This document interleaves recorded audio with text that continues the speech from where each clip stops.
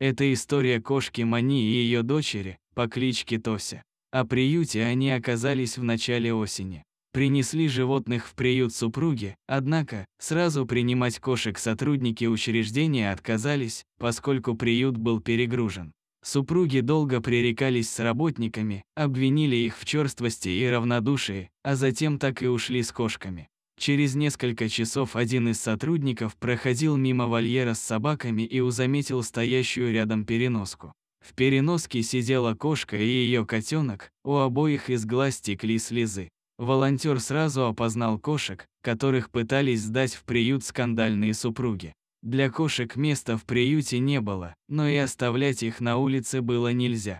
Семья волонтеров решила на время забрать кошку с котенком к себе и поселить в гараже.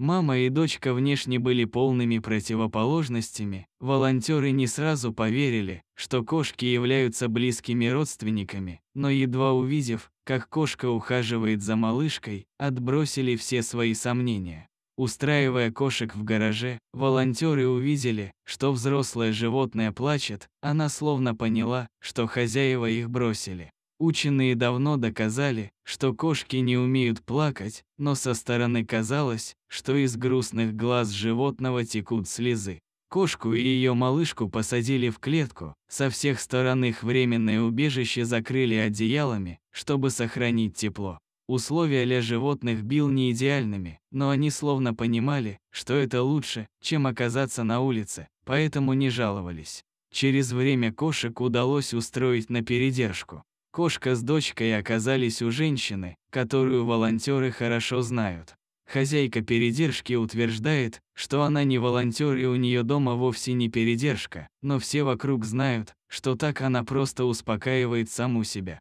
Малышка Тося оказалась очень игривой и активной. Когда она стала самостоятельной, волонтеры начали искать ей дом, но долгое время никто Тосей не интересовался.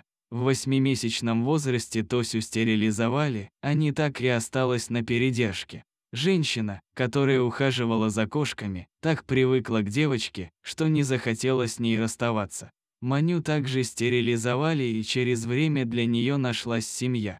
Теперь у кошки есть любящие хозяева, а также веселая компания, состоящая из собаки и еще одной кошки. Маня быстро обвыклась в доме и стала лидером для остальных животных. Тося некоторое время ходила по передержке в поисках мамы, но быстро забыла о расставании, ведь теперь у нее есть хозяйка, которая ее любит и заботится не хуже мамы.